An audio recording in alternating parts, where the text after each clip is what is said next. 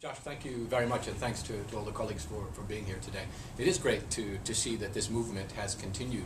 I remember talking with so many colleagues in the human rights movement many years ago, and just asking the question is why, with so much talent and so much activism in the United States, why we weren't as plugged in with the international human rights machinery as we needed to be, and why it was that there were just these hiccups in history in which experiments had taken place in the past with African American groups and indigenous groups occasionally, and then that sort of fading off into the background. Both because we are well aware of the very serious human rights challenges that exist in the U.S. with regard to U.S. domestic and foreign policy, to be sure, but also because we're all very aware of the outstanding initiatives and the incredible experimentation that's taken place in U.S.-based civil society on human rights issues domestically that so many peers around the world and other places would benefit from knowing about.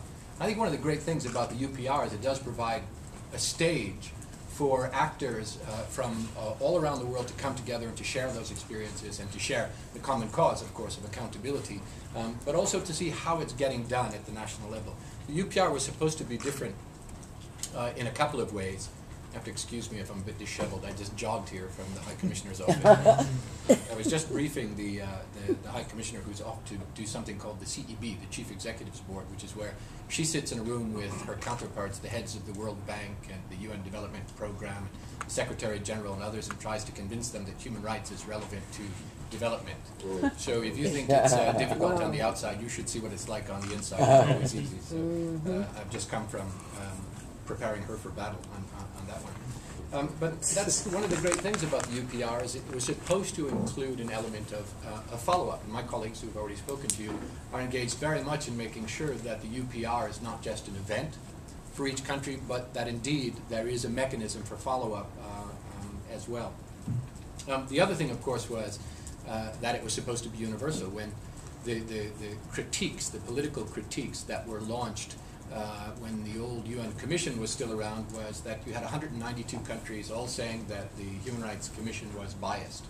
But if you asked two of them, they couldn't agree on what it should focus more on and what it should focus less on. And so the UPR was an answer to that. It said, okay, put your money where your mouth is. We're going to have, in turn, every one of 192 member states are going to have their human rights record publicly reviewed.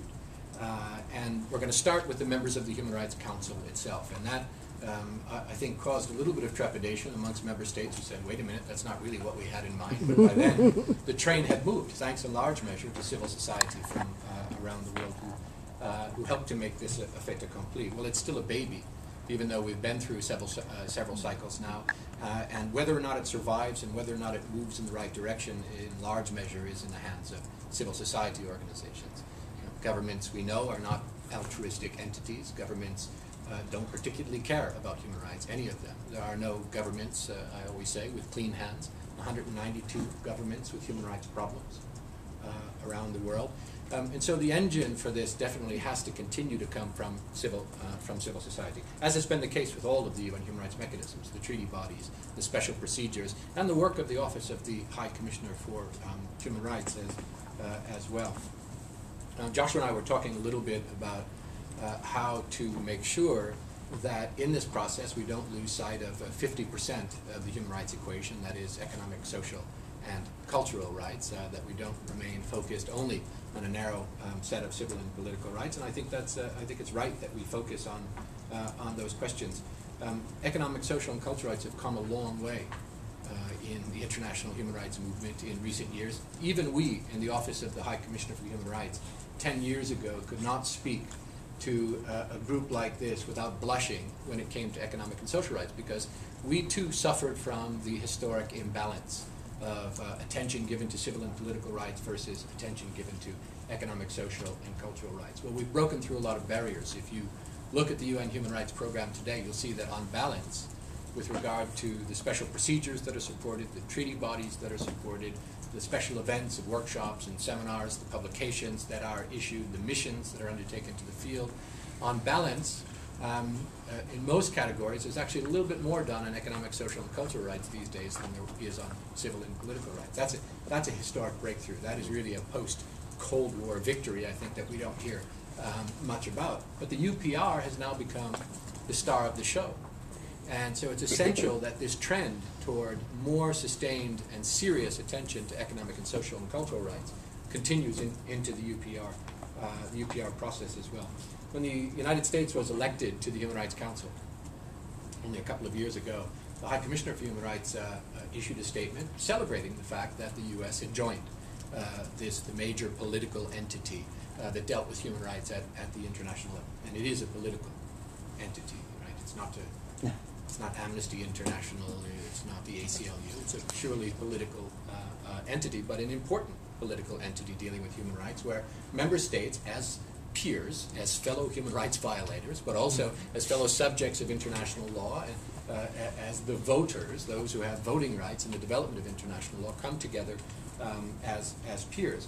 And when the U.S. was elected, the High Commissioner said that's something to celebrate, because the broadest possible participation is precisely what you want for robust international human rights mechanisms, peer mechanisms, after all.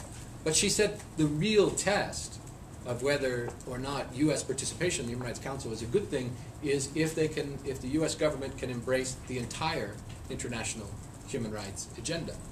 If it can deal as enthusiastically on issues of racism, for example, as it does on issues of democracy. If it can deal as enthusiastically on violations of human rights in the occupied territories as it does on violations of human rights in Darfur, for example. And she said very explicitly, if it can deal with the same amount of dedication to economic and social rights as it does with civil and political rights, the last thing that a universal international human rights mechanism needs is a smorgasbord approach where you say, I'll take some of this, but I don't want any of that. It's not sustainable in the end. And the Universal Declaration, which since 1948 has said that all of these rights exist equally on par, is not a smorgasbord.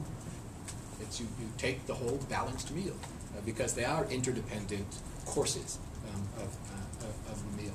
So now with the UPR moving into maturity, this is the first opportunity to test the degree to which each of the member states, including the United States, is committing itself to the entire meal of human rights. If it is being universal in its application geographically and insisting on respect for human rights by its friends, just as it does its adversaries, and if it's being universal in terms of the thematic content, and insisting on and respecting domestically economic and social rights, just as it does in civil and political rights. And I can't think of a period of time in recent history when the pressures on economic and social rights were greater than they are now globally, in an age of financial crisis and economic crisis and food crisis.